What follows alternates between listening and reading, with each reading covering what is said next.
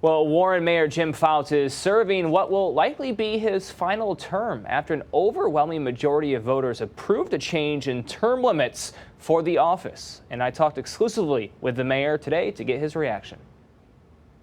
What's your first reaction? Well, number one, I'm not surprised by it.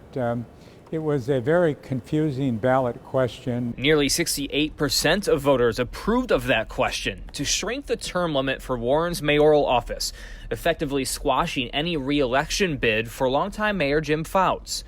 Instead of the current 5 four-year terms, or 20 years, it'll now be 3 four-year terms, or 12 years, the same as other elected Warren officials. On Facebook, Mayor Fouts showed his opposition to the proposal that received a 22,000 vote margin. Do you take it personally at all? No, not at all. It deals with confusion and term limits. Basically confusion. The voters had such a crowded, controversial ballot.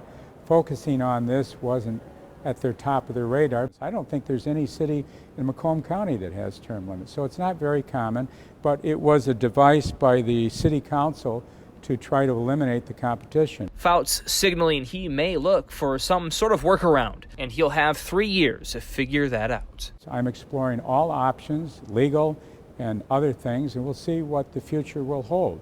But I accept the voters' decision yesterday, and I believe that we'll move forward. And while touting city accomplishments during his tenure, he did decline to extrapolate on what avenues he's looking at to stay on the job beyond 2023. Glenda?